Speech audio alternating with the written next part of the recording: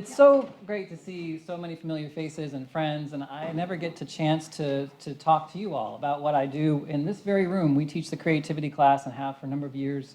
So it's really great to welcome colleagues as opposed to students. We have a lot of students as well, but it's a real treat.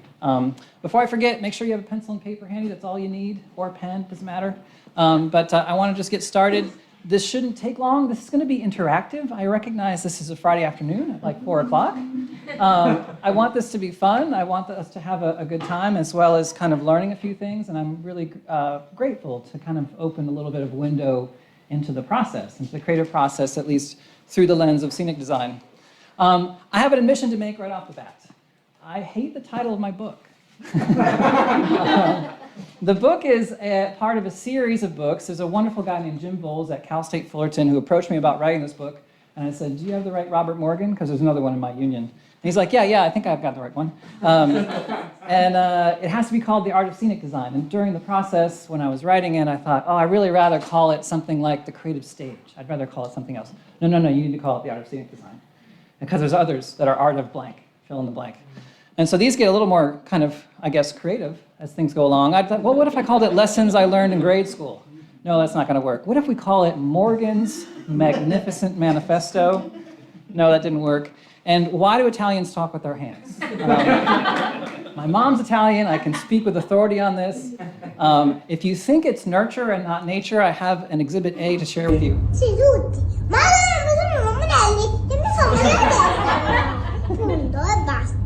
A te fa male la testa? No, a me. Perché te non mi fa male la testa a me. If she sits on her hand, she cannot talk. That's how that works. I've been super lucky. I like to think of myself as a very lucky a guy to be able to work in a number of different fields, and it all kind of sources from what I call the trunk of that tree. And for me, that was what the kind of impetus to start this book, this tree of collaboration and design elements, the things we teach in this design and creativity class, idea generation. Ken Robinson calls creativity as defined as the ability to generate ideas that have value. And so to me, there's so many different branches myself and our students can take once they have a handle on these types of things. To give you a quick overview of the kind of work I've done, my bread and butter really is theatrical design. I've done shows like this one, Major Barbara at San Jose Repertory Theater. We had a 46-foot wide aerial battleship on stage that you could walk on and things like that. And it had aircraft landing lights on it, so we blinded the audience, which if you don't know, lighting designers love to do. I've done 4 seasons at the Muni, did 10 shows in 4 seasons. You know, something like this, giant stage, 90 feet wide, 60 feet deep. It's just huge. So scale out there. I've had so many wonderful opportunities to design in that area. I did some theme park work. I spent a year of my life designing a sea lion and otter show at San Diego SeaWorld. It was 100 feet wide and 30 feet high. The dorsal fin moved, the mouth moved. It was crazy, but it was a lot of fun. I remember calling my professor who lived just over the Mission Bay side there saying, "Look out your window, there's a crane loading in my set. What's going on?" I've done a little bit of film work. A good friend and colleague, Kajardo Lindsay, is a lawyer and an actor and a playwright, a screenwriter in Denver, and he asked me to do a short. It's about the life and work of Bert Williams, but it also fictionalizes Bert Williams' life in such a way that Bert gets to become Hamlet on Broadway. He gets to play Hamlet on Broadway, something that in 1918 a black actor could never do. So I had really loved working on that one. This exhibit design, I spent another year of my life working on an exhibit. I got to meet James Cameron and do some amazing kind of work on an exhibit on Avatar at the Experience Music Project. It's now called the Museum of Pop Culture in Seattle. It's in a beautiful Frank Gehry designed building with not a single square corner anywhere in that building. Just trust me on that. I also like to think that along the way, and the impetus really for the book and for the class I co-teach, I've had a lot of influencers. I think that's what they're called now, right? Influencers? One of them, speaking of Experience Music Project, designed by Frank Gehry, that's the building on the left. My good friend and colleague Bruce Lindsay, who I co-teach the creativity class, wrote a book about that building, and I designed a set, an exhibit in that light blue blob. That white structure is at the very top of that image. That's the base of the Space Needle, to give you some sense of where that is. So there's a great picture of Frank Gehry, but I kind of prefer this one. This is, someone asked him about his work, and they were critiquing of his work, and if he was basically flamboyant in his work, and he just flipped him off. That's how that works. A couple of designers that kind of, and not stage designers necessarily, that bubble to the top for me. Brian Collins said, design, it lets you rehearse the future. I wrote to him to get a quote, permission for a quote for the book, and he wrote me back and goes, you know, in a different time, I believe I would have been a set designer. And that was like really wonderful to hear. Bruce Mao on the right, one of my faves, he's written quite a bit on the topic. He also is the director of the Center for Massive Change. They both see design, and I do as well, as this. It's not the last thing you design. It's not like the shine or the sheen or the case on your cell phone. It's design in a big, big sense. The fact that we are standing inside on a campus designed, inside a building that was designed, in a city that was designed.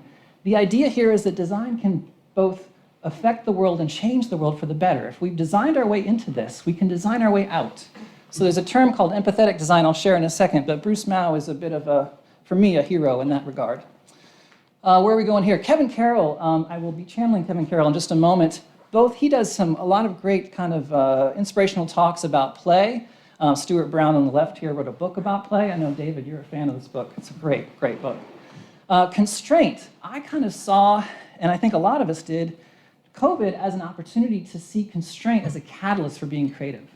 I suddenly kind of got suckered into myself, I guess, into this, compiling this really big, unorganized, but Google Doc that was like 13 pages long of all the types of things people were doing to do theater without the theater. And people were doing Zoom plays and VR work and all kinds of interesting things. So I thought that constraint we found ourselves in was a way to question our assumptions. And I found that was super, super important to think of constraint that way. Creativity, while you're here today probably. Sir Ken Robinson wrote this great book called The Element. I highly recommend that. I'm a big fan of his. Also Norman Seeff, someone who I got to meet when I worked on the Avatar exhibit.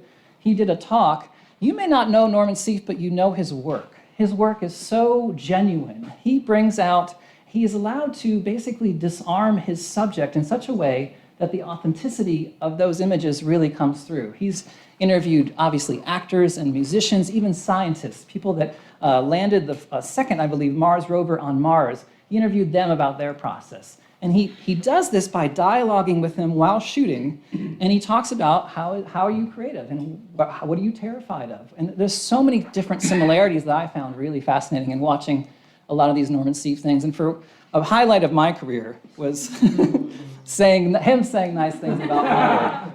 So one reason I'm a fan of Instagram, but really for this, to sort of say, hey, maybe you want to talk in my class next semester. So those are the influencers. There's also two big influences on me that are the Beyond Boundaries program, which I've directed now for 5 years and will be stepping down in May, and also the Design and Creativity class that we actually have in this room all the time.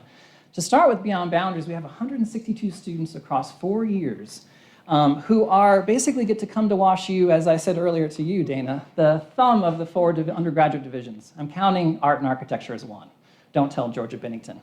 But basically, we are a divisionless division, and it offers students an opportunity to what we call like taste all the ice cream in their first year, and then make a decision on their undergraduate division at the end of their first year, not the beginning. And I think it's a huge difference. So, and a few things tenets, you might say, of the program. Every student that's accepted to the program gets this in an email from me. It's a beautiful quote from Rilke about trying to love the questions for themselves. The point is to live everything and be content with just the question without having to sort of, you cannot know all the answers. In fact, the wrong answer is the right answer to a different question if you really think about it. So another thing we kind of think, for me, this program has allowed me to do this. I kind of compare myself sometimes to a Walmart security camera. Then I was focused for the first couple years here on sporting goods. But then through Beyond Boundaries, I'm able to really sort of spread out. And I've had this marvelous opportunity to meet people in this room who have helped Beyond Boundaries grow. And it also has allowed me this opportunity to kind of get a different perspective on this very institution and to see the connections. To see, what if a biomedical engineer and an artist got together and did something together, created something together, a capstone of some kind. So it's offered me this opportunity to kind of, in a sense, have this kind of perspective. Georgia O'Keeffe and Ansel Adams were essentially doing art around the same thing. It was nature, right? But Georgia O'Keeffe was focused like this, and Ansel Adams was focused from miles away. But it's all about perspective for the most part. So kind of getting an Ansel Adams, for example, perspective on this it's been huge for me. I like to ask students this. Do y'all know what this is? Right? It's a car. You think it's a trick question, it's not. How do you use it? Most students know how to use it. But again, thinking of perspective, if I show them a picture of this, what is this? They know what it is. But how do we use it? More importantly, for whom is it designed? Like, how do we really give our students this opportunity to break down the boundaries and silos here and really make this machine work for them? So that's Beyond Boundaries. Design and creativity for me, I've so enjoyed teaching this class. It grew out of an initiative called Bring Your Own Idea. I, foolishly, when I was new, I wrote to a bunch of people at the request of, or the sort of prodding of Marion Crane, who I adore. And she said, you want to convene some people to talk about creativity, like how are you creative in medicine and art and law and business? And I'm like, yeah, that would be great. I want to do that. And she said, you need to fill out 12 people on this list by next Tuesday. I came back, I had 2 people. I had Sean, and I had one other PAD person. And she's like, that's not going to work. But why don't you write this person and that person? Next thing I know, I had 12 people around a table, including the med school, to talk about how they're creative in their different disciplines. And to me, it was huge. Bruce Lindsay, who I teach this class with, was on that committee. Actually, we don't call it a committee, because if you do, it's like the kiss of death. They're like, oh, there'll have to be some sort of product. It's like, no, we're just supposed to talk. I checked, we're just supposed to talk. So here's a quick little video, if you don't know what the creativity class is, of what it is, really. We thought it would be exciting to talk about creativity across different disciplines. We have sections on mind, body, heart, prototyping, failure, play and improvisation, and money and politics. So we have lots of guest speakers, but also a studio component where students are actually doing design projects in relationship to the topics that our guests are describing in their lectures. It's not just a lecture course, it's a lecture and then assimilate what you've learned kind of course. I was really surprised at how creativity is present in many fields other than just like the arts. And I thought it was really interesting to find out the way creativity worked, like in a very expansive way, everywhere. One of the things about creativity that I really learned and I took away was the importance of failure. We had a really great lecture on failure. And guess who does the lecture on failure? I mean, I'm proud, but it's also like, why me? Why am I the one supposed to do lecture on failure? What's beautiful about this class, and it's changed a little bit over the years, is we have roughly 2 or 3 week sections, and after every section there's a lab. Students are in groups of anywhere from 3 to 8, and they work on some lab component together. Sometimes students have told me this is the only class in all of their tenure at WashU where they're in a classroom with all 4 divisions, artists and business people and arts and sciences and engineering folks, all in one wonderful first-year classroom. To give you some, we have some amazing colleagues that have come and talked to us. Calvin Lai, obviously, is we're a big fan of his. So we've had these wonderful, wonderful talks. As I said, I do the lecture on failure when students come in. I do a poll everywhere. I say, if I do bomb at this, it doesn't mean I succeeded. And then the choices are there. And so Bruce and I have a great time teaching this. We give each other a hard time, but in a wonderful kind of collegial way. We give each student a certificate of failure. That means that they can bomb on everything and still be a totally worthy human being. Students have told me that they've kept this silly piece of paper for 4 years to remind them that it's okay if I screw up. So that means a lot. We even had Jackie Joyner-Kersee come. I asked a gold medalist to talk about failure. And I was like, what am I doing? That is so bold of me, but she was wonderful. The students loved it. She spoke from the heart. It was an incredible class. So as I said, 4 different tenets really to 5 different sections or labs. That's kind of the bread and butter of the class, to have these wonderful guests talk about a topic, could be failure, and then do a lab. And then at the end, we have something called Shark Tank, which is we ask students to propose changes to the class itself. It's very meta. Propose changes to the class itself. And I get dressed up, and Bruce does. He never wears a tie, but he does for this class.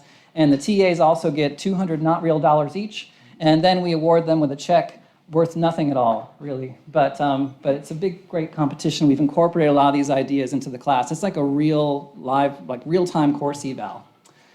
But I want to set the stage here. I want to set the tone, and it's important because I want you all to kind of not think about what the obstacles that stand in the way of changing perhaps this institution or just kind of cutting down some of the silos a little bit. So I want to set the tone a little bit. I'm going to ask you to raise your right hand and take an adult resignation. Y'all ready? Y'all ready? All right. I hereby officially tendering my resignation as adult. I would like to accept the responsibilities of an 8-year-old again, just for a little bit. I want to believe that anything is possible. I want to believe in the power of smiles, hugs, a kind word, truth, justice, peace, dreams, and the imagination. I want to believe M&Ms are more important than money because you can eat them. I want to believe a tree house is better than a house because, duh, it's in a tree. I want to believe that chocolate milk comes from chocolate cows. But 7% of Americans actually believe that. And by no means should your baby ever look like Danny DeVito. All right? Hands down. Thank you. So for the next however long I have with you, you cannot think like an adult, right? You have the power to sort of say, yeah, maybe this could work. Speaking of adults, speaking of Einstein, there's a theme through this whole thing, and it's about the power of looking at the world sort of as curious children. I think this is super important. Does anyone know what the word neoteny means? Neoteny means the retention of immature qualities into adulthood. In other words, what my wife calls me all the time. All right? So that's where we're starting, okay? I have a quick poll to ask you to kind of play along here. I'm going to ask you on a scale of 1 to 10, 10 being the highest. You don't have to raise your hand. Just think of a number and keep it there. How intelligent are you? What is your level of intelligence, 1 to 10? Think of a number. Commit to that number. All right? All right? Now I'm going to ask you, how creative are you? Think of another number. All right? Now, I'm curious, how many of you, for those two numbers, was it two different numbers? A lot of you, yes. For how many, keep your hands up, for how many of you was the intelligence number higher than the creative number? Yeah, okay. So that's roughly the bell curve I'm thinking of. So that's important because it's a stupid question. I think, let's say you went to a hospital and you were broken your left leg, right? You went to a hospital, you broke your left leg, we're we're a right leg only hospital. You'd be like, you're crazy, right? So this is nuts. I have broken my left leg, I need that taken care of. Sorry, we're a right leg only hospital. You wouldn't stay at that hospital. So I think these two things, intelligence and creativity, are actually the same thing. This is a sort of a false dichotomy here that we set up that I think it's really important. We have multiple intelligences. Our students in the creativity class, we recognize that we have multiple intelligences. Omid, you took the creativity class, right? You might think that one day you're more creative than you are mathematical, more practical than you are kinesthetic. So the truth is that it's a terrible question to ask you, but I did anyway. We have multiple intelligences, and I think we need to allow ourselves a moment to think about how we treat our students in such a way that we allow them to dance in math class, if that's the better way to think. So that's again, the first false dichotomy. There's a number of them I'm going to share with you. What we accumulate and who we are. What we accumulate, I saw online recently a guru talking about we are obsessed as human beings with gathering. Gathering might be that thing that you put on your resume, the things you put on your resume, but who we really are is something different. I know, for example, I've asked a student told me that she could sing. I knew her as a student, as an academic. She sang and it was like an angel. This is Katie Greenberg. Remember Katie? Like, amazing. So who we are is a little different. I'll give you an example of will.i.am. will.i.am, famous singer, right? Black Eyed Peas, 7-time Grammy winner. He's got a lot of street cred around this particular area. I want to share with you a video interview of Norman Seeff, him talking about his creative process. I have a sense that you do a lot of work in your unconscious mind. It's like it's come from another part of you. It's a part of me that is timeless. It's tapping into that absolute, Yes. infinite reality, right? Right. I'm just experiencing the one here. You sit at a table, you start a song, 10 hours pass and it seems like 2 minutes pass. All I know is when I wrote it, I'm like, I know this. It's like finding that thread that resonates because it's truth. So you know that. Yeah. what's going on is that you have such an intense connection to that creative force. You need to be creating for your sanity at all times. It's making sense out of things in song or in rhythm. And some people say that's creative. I say that's just me being me. Right. Because that's all I know how to do. So, who we are, it might be a little bit different than sort of what we accumulate, certainly. Information in our aesthetic selves. How many of you read Diary of Anne Frank? Almost all of us have, right? And you've read the book. There's nothing wrong with reading the book. It's a powerful, powerful story. But I would argue that I've done 2 of these already. I've designed Anne Frank, a beautiful play written by Wendy Kesselman, an adaptation written by Wendy Kesselman. And I want to share with you a little bit of a window into both perhaps an opposite of reading that piece and being affected by it, certainly, is experiencing it, living it. This was a production at the Cleveland Playhouse. It was a remarkable cast, really wonderful design team. I had so much fun working on this. Such a heavy, heavy topic. You have to be with a group of creative members of that group that just want to do it. This happened shortly after Charlottesville. And the director, Laura Kepley, was like, well, we need to tell this story. We have to be as accurate as possible. I thought we might go a different direction with this particular approach, but no. We need to tell the story as accurately, as truthfully as we can. So we had a bold idea to circle the entire audience in fake barbed wire. They were trapped just like the tenants of the annex were, just like those actors were in the middle of that space. We also had costumed actors dressed as SS officers walking around the perimeter of that space. We had trains that felt like they were going right on top of you. It would just shook you in your boots. And it really was visceral. It really was powerful. Here's a clip right before Anna has a nightmare. She wakes up Mr. Dussel.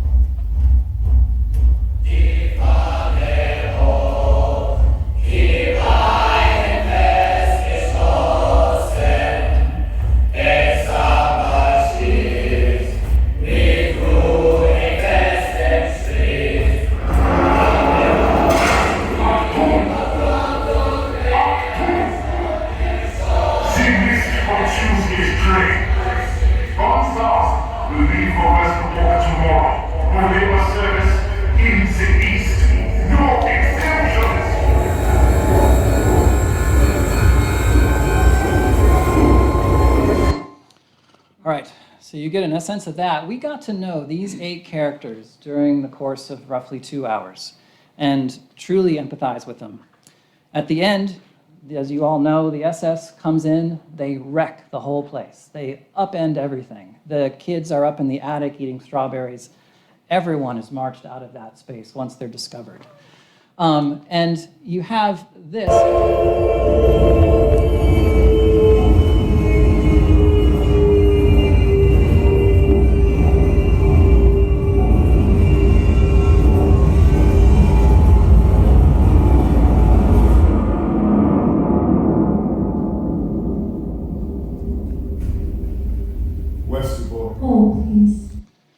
So you have Otto Frank, the only survivor of all of that, come on stage, stand there alone, and then tell us how everyone died and where everyone died.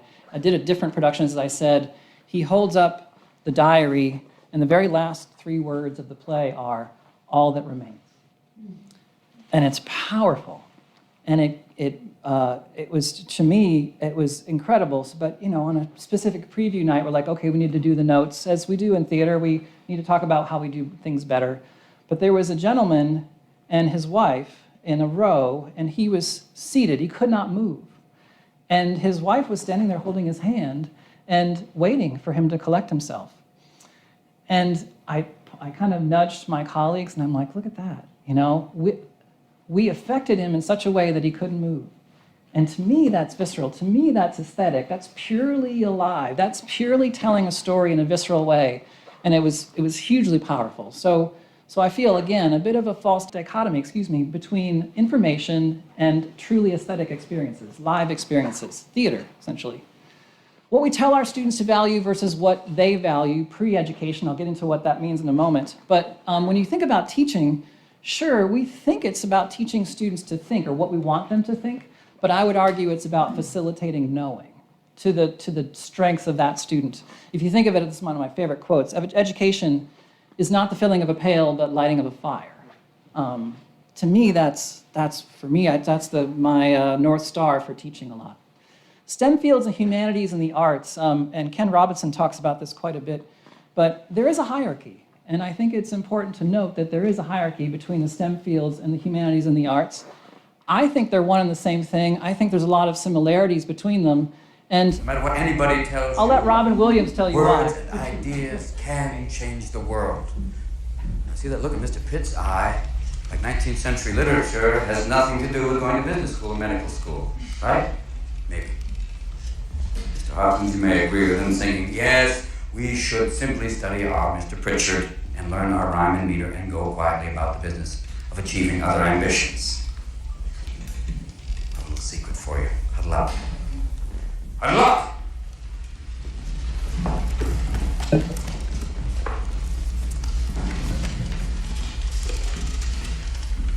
We don't read and write poetry because it's cute.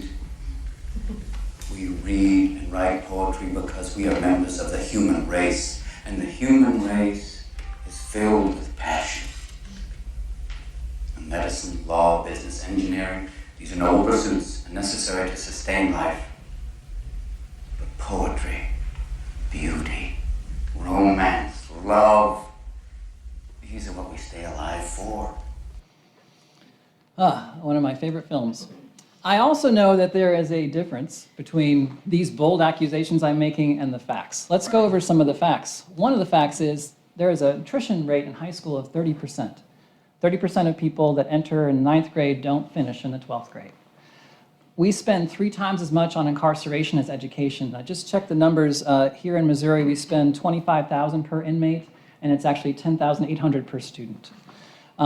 Increase in suicides and stress. We know this. We've seen this in our students. In fact, they're medicated more. The 17% are on antidepressants and various other things here. This is a 2021, I believe. Yes, 2021 statistics there. 7% of the world's population have the opportunity to attend college. I tell my students all the time, that's a responsibility to be a good global citizen and change the world for the better. You are one of only 7% of the whole world's population. And then this goes without saying, the cost of college has really never been higher, and it's really kind of untenable at this point. So with that in mind, I want to have you all play a little game, okay? Using your pen and paper, I'm going to give you an insanely short amount of time to come up with an insanely large number of uses for a single object. Sound good? So I'm going to give you 2 minutes to come up with uses, 30 uses if possible, for a single object. Are y'all ready? Y'all ready? This umbrella. And go. 30 uses for this object, this lovely WashU umbrella. All right, pencils down. Now hand those up. No, I'm kidding. All right, what I asked you to do was basically a divergent thinking test. And the beauty of it is that it forces you not to self-edit. So often, our students and ourselves, we think that we must come up with the right answer and just spit that right answer out. We grill ourselves in our head for so long. The beauty, I think, of working, at least in the arts and the theater, we pile ideas on a table and pick the best one. That's a much more efficient way to think of it. So, quick show of hands, how many of you got, let's say, 10? At least 10? Yes? All right, keep them up. 15? Yes, nice. 20? Nice. So somewhere between 15 and 20. Don't feel bad. Nobody gets 30. 7 is 7 works. Now you can look at your own answers if you wish in about 4 different categories. Fluency, obviously, that's what I asked you to do, is come up with 30 uses for the umbrella. Originality, how uncommon are those? Let me guess that most of your first or second uses were keep me out of the rain, right? To keep me dry. That makes sense. But then you're like, all right, I got one. And then a couple other ways you might see them as elaboration. You're like, Rob, you told us we didn't have time. So I didn't elaborate much, but you elaborated in your head. And flexibility. Can I have some volunteers just tell me some of the more oddball uses for this? Yes. I went with Shoo Away Seagulls, a la Indiana Jones and the Last Crusade. Yes. Love it. Love it. Deep cut there, yes. Decor. Decor, yes. Zach. World peace, maybe as an offering. Yes. Michael. Hailing spacecraft.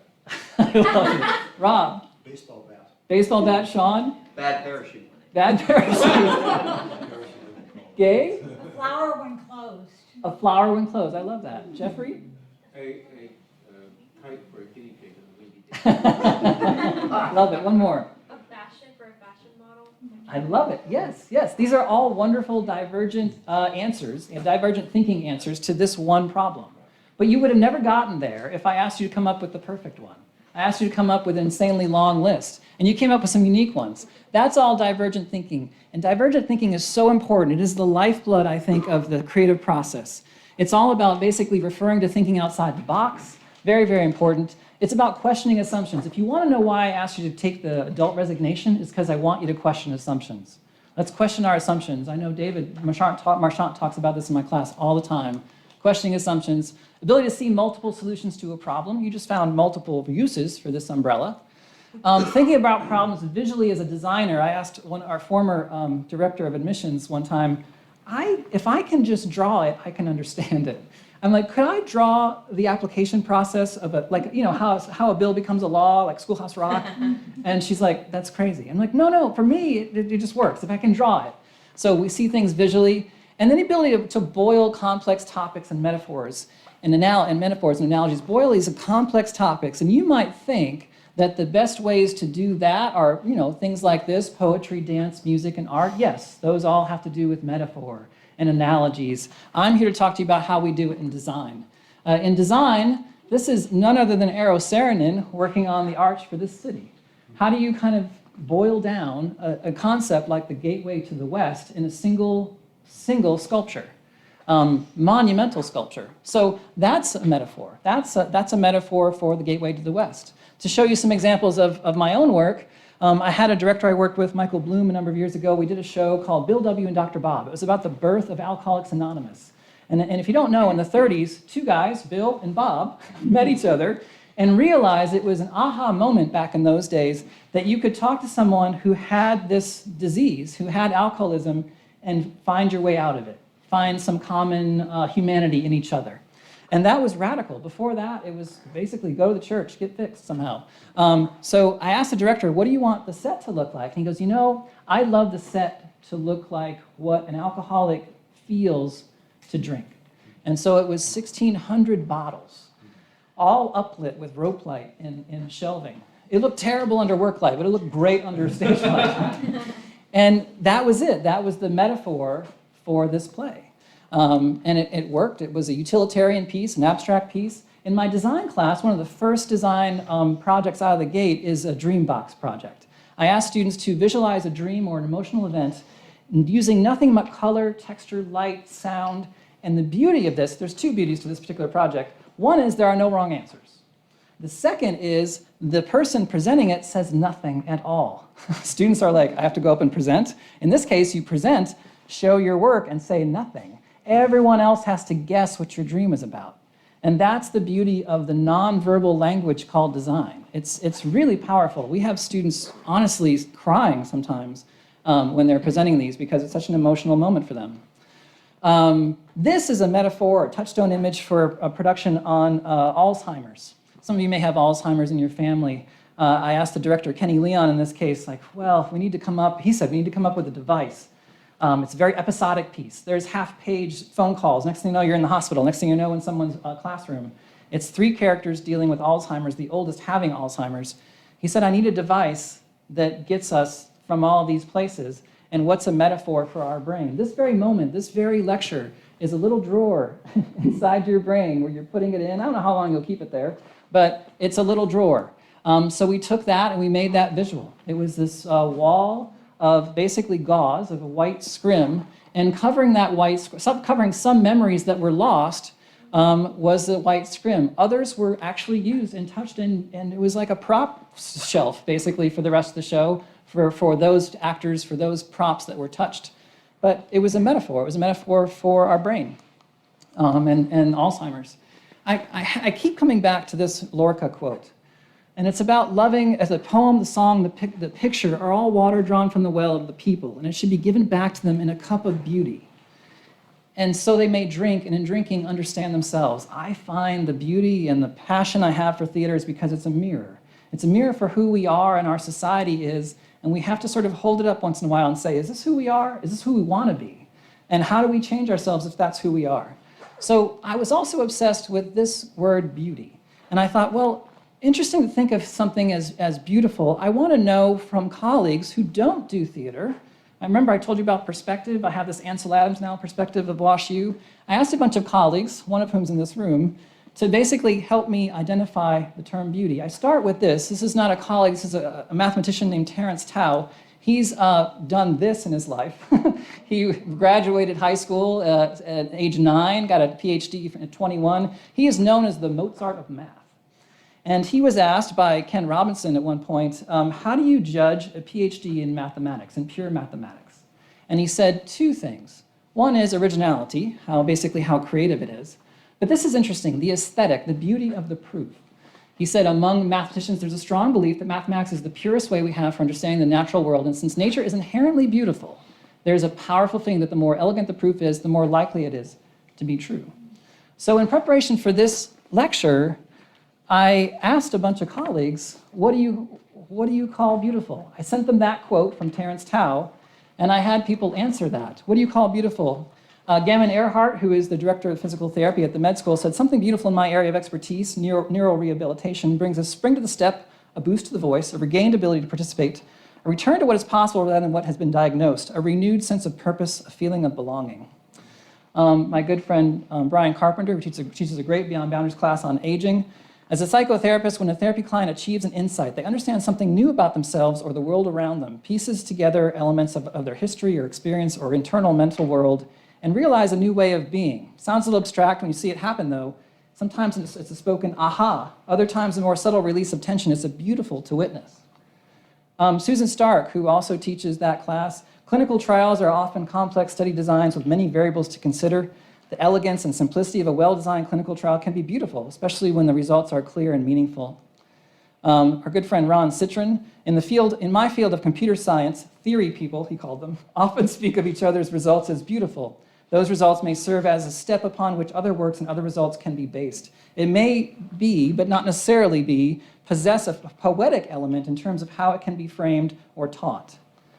Jeff Zaks, I find it beautiful when a scientific result or theoretical proposal is a thought that has never been thought before, but that seems inevitable in retrospect. I heard that a lot. And then finally, my good friend and colleague, Michael Weissession, he wrote this. His is a bit long. It's okay, Michael, but I have to tell it. For me, I find things beautiful when they are both complex and simple. Complexity isn't busy. It isn't chaotic. It is when systems with many moving parts and various reinforcing and resisting feedbacks function coherently. At the same time, there is beauty in simplicity of these systems, such as when very complex systems can be described in very simple terms. This is connected, for me, with storytelling.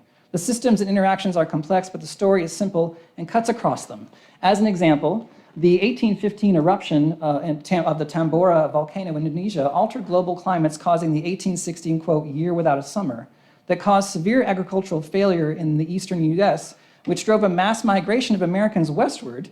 Missouri became a state in 1821, so to some degree, this is responsible for the founding of this institution. But the severe flooding in the Ganges Delta caused a mass diaspora outward of people, triggering the first global pandemic of cholera. There was a large wave of cholera in 1849, killing about 5% of the population and causing the construction of the first large cemetery, Bell Fountain, I'm told it's called, here in St. Louis, Bell Fountain. Many of the people who died had come to St. Louis 30 years earlier, driven by the same climate effects of the same Indonesian volcano eruption that also triggered the cholera pandemic. I'm here, he's here at WashU telling the story, also as a result of that. I find that beautiful. So thinking about beauty, I also want to I don't know what this all adds up to, but I have a theory. I have one more I think, false dichotomy, and that is arts and sciences. There's a lot of art and science, and a lot of science and art. I know ampersand's a big word here on campus, but I just want to say that. I think that's a false dichotomy. NASA in the 1960s had a problem. And their problem was they had tons of applicants for very few positions. And they needed applicants to show some level of creativity, some ability to kind of play with objects and come up with something new. And this is a dramatization, obviously, but this clip from Apollo 13 shows you what happened in I believe, 1968. And so this is about saving 3 astronauts. Yeah, about the situation brewing with the carbon dioxide. We have CO2 filter for all on the lunar module. 5 filters on the limb. Which are meant for 2 guys for a day and a half. So I told the doctor. You're already up to 8 on the gauges. Anything over 15, you get impaired judgment, blackouts, the beginnings of brain asphyxia. What about the scrubbers on the command module? They take square cartridges. The ones on the limb are round. Tell me this isn't a government operation. This just isn't a contingency we've remotely looked at. Those CO2 levels are going to be getting toxic. Well, I suggest you gentlemen invent a way to put a square peg in a round hole. Rapidly. Okay, people, listen up. People upstairs handed us this one, and we gotta come through. We gotta find a way to make this fit into the hole for this. Using nothing but that. Let's get it organized. Okay, let's build a filter. All right, if you don't know, those 3 astronauts survived because of that. They survived that trip because of that. So NASA had this problem. They came to 2 authors, 2 doctors, Dr. George Land and Dr. Beth Jarman, who wrote this book, to ask them, can you develop a divergent thinking test that allows us to kind of filter down or winnow down our applications to the ones that are truly creative? And they came up with a test. It basically measures the creativity genius level, they call it. And among 280,000 adults, average age 31, 2% were genius level in the sort of divergent thinking test. He had the foresight, George Land did, because it was such a simple test, to test 4- and 5-year-olds, and 1,600 of them to boot. And 98% of them were genius level creatives. Thankfully, it was a longitudinal study, and they tested them again 5 years later. 10-year-olds had 30%, 15-year-olds 12%.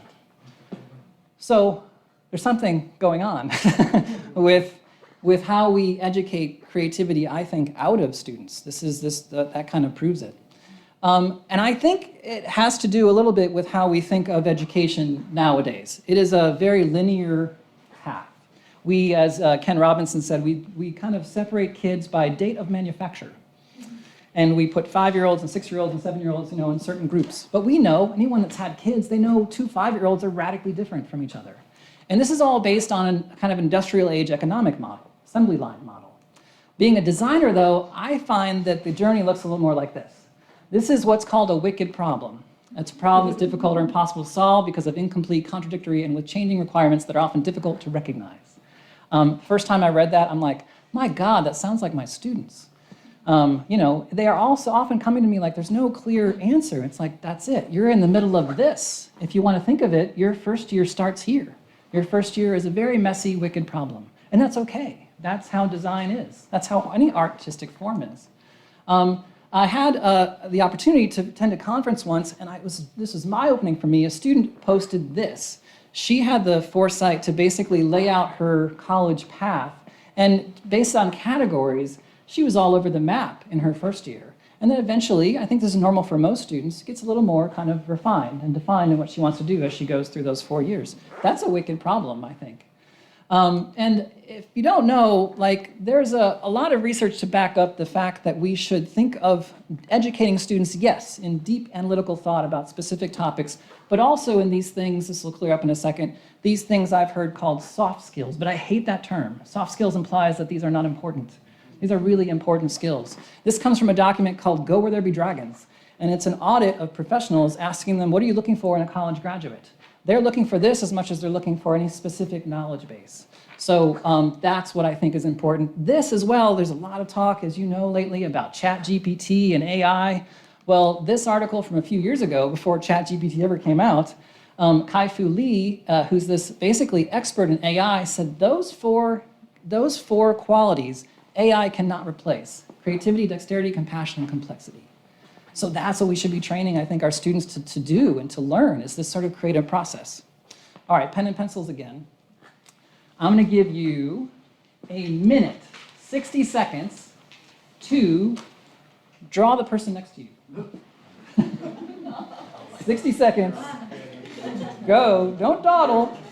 5, 4, 3, 2, One. Many of you just gave up, I can tell. All right. A minute to share. Okay. More often than not, and I heard a couple of these, more often than not, when adults do this exercise, they show their work and they're like, I'm sorry. This doesn't look like you at all. I'm really, really sorry. And I think that is partially driven by this thing called fear, right? Kids, when I do this with children, they automatically show, check this out, like this is refrigerator-worthy stuff, right? And there is this thing called fear that I think drives a lot of basically negative approaches. It cuts off so much. Some of the qualities I think of fear, we fear the judgment of others. We fear sharing crazy ideas with our peers sometimes, sticking our neck out, being vulnerable. Fear, as Brene Brown says, drives 2 tapes. One of them in your brain, I'm not good enough. And if you can get past that one, who do you think you are? Drives 2 tapes in your brain, right? Fear comes up in literature all the time. Our doubts are traitors and make us lose the good we oft might win by fearing to attempt. Think of all of the ideas that don't get to a fruition because of that fear. I polled the students, we poll students in this class all the time. I polled them and I asked them, what keeps us from failing? We know what keeps us from succeeding, but what keeps us from failing? If we know that failure is a step in every process, what keeps us from failing? And this is what they came up with. This amazing wall of what keeps them from failing. But fear, you'll see, judgment, expectations are all at the top of the list. Those are the ones that most kind of pulled the highest. And then getting back to the great Norman Seeff, in his process, and this could be dissected in different ways, his is a 7-step creative process, but look at step number 2, fear and blocks. Think about all of the wonderful innovations and ideas that never got to step 7 because they never got past step 2. Step 2, fear just drives so much. All right, but the people that aren't afraid, and I know Nikki loves this picture, the people that aren't afraid are kids, right? There's so much that our inner child can teach us. What is the one thing that 3-year-olds always ask? Panel, your kids? Why? Have you ever wondered why they ask why? I mean, kids question assumptions all the time. That's why I had you take the adult resignation. They often question the question. They're like, wait a minute, I'm going to question the question. There's this great story about a girl in a drawing class who never was engaged, never really was engaged at all. That little girl was approached by the teacher, and the teacher said, what are you drawing? And she said, I'm drawing a picture of God. And she said, well, no one knows what God looks like. And the little girl said, they will in a minute. Kids aren't afraid, they're not afraid to be wrong. They have this wonderful creative courage that we lose along the way. We prepare students to be right, and that's important, I think, to get to do well on the tests and the standardization and all that stuff. But we should also, I think, equally prepare them to be wrong. What is this? This is not a trick question. Tin foil, aluminum foil. What do you do with it? What's that? What do you do with it? Clear? Yeah, you cover stuff with it. Exactly, right? But if you're a kid, you see opportunities. You see opportunities in objects. Kids are really good at creative combinations, cognitive combinations. They not only say, okay, I know what this is, but they also immediately ask, what can I do with it? This man, Van Phillips, was fascinated for a long time with the Chinese sword and the strength of a Chinese sword and the flexibility of a Chinese sword. And he had a very good reason to learn because he was missing a leg. The assumption here is that a prosthetic limb must look like a leg, but why? So, I mean, that revolutionized for many people who are amputees the ability to run, the ability to really put their lives back in motion in a sense. We do this a little bit in the creativity class. We have a project whereby I literally go to thrift stores and I buy crap. I just buy crap. I buy like a VHS of Sister Act 2. I buy like just crap. And the only rule is they can't cost more than $1. And so I separate these. You'll see group 8 got these objects, group 6 got those objects, and I give those to the students in little bags, and I'm like, make something with this that has meaning, that has a profound message. And these 2 sets of objects turned into this. On the left, this was about abuse among women, basically women being abused. That was turning, basically, that head was turning. And on the right, they took that thing on the right, all those pieces together on the right, which were just crap, and they made a beautiful sculpture about the prison industrial complex. And that was, basically cognitive combinations they were doing. This is another way to look at design thinking. It's about these different topics. If you think of it, every student on this campus is a walking, talking schematic of this. They are taking different classes, but only they can connect the dots. And I believe that it's across those verticals where innovation occurs, when someone kind of takes two disparate things. Einstein did this all the time. He went and found ideas in astronomy that fed into his own interests.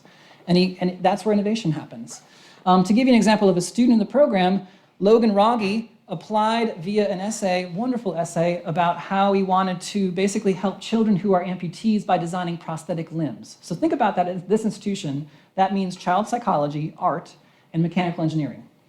And for him, he kind of shared this with me at one point. This is a beautiful piece that he created to help a Minecraft controller for a 3-year-old with disabilities. This is what Logan loves to do, loves to kind of help people, help kids. If you look at this in Logan's view, those are the 3 areas I told you about. That is what we here at this institution called special majors, individualized majors. I think special majors should be more the norm than the exception, because that's what Logan's drive is. That's the kind of, we're engaging her in multiple areas. Another great book is called Range by David Epstein, and he makes a great, I think, comparisons. Yes, Tiger Woods, since he was 2 on this night show, played golf. But there's also a lot to be said for generalists, someone that has different kind of fires or different interests in different things. Duke Ellington hardly touched a piano, I don't think, until like college. He got an art scholarship in college, not a music scholarship. So someone like Roger Federer learns from baseball that informs his tennis game.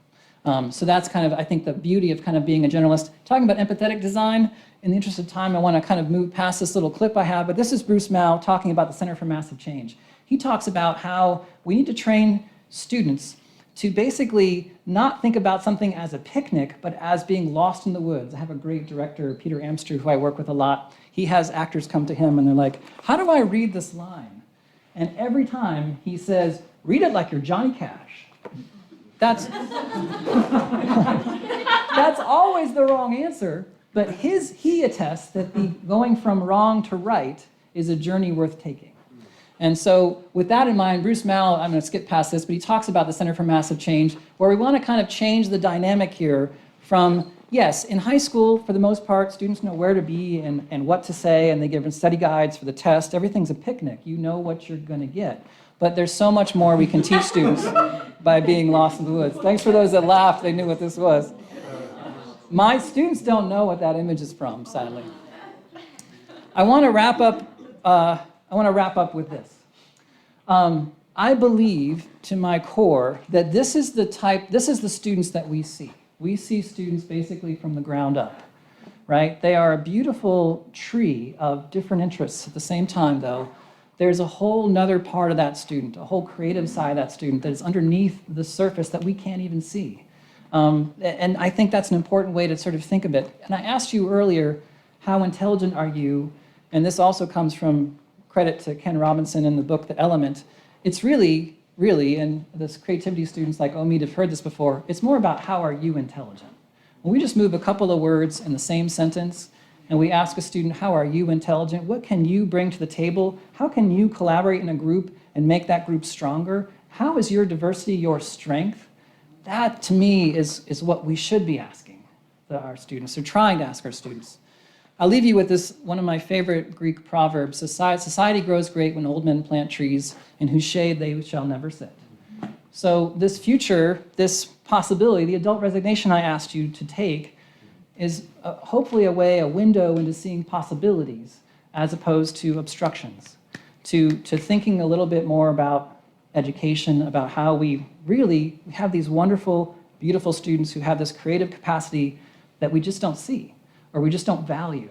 And to me, I think that to get us out of this, we have to think about it in a different way. H.G. Wells said, civilization is a race between education and catastrophe. And I think if we're going to win that race, we have to rethink a little bit about how we educate our creative-minded students. So with that, thank you.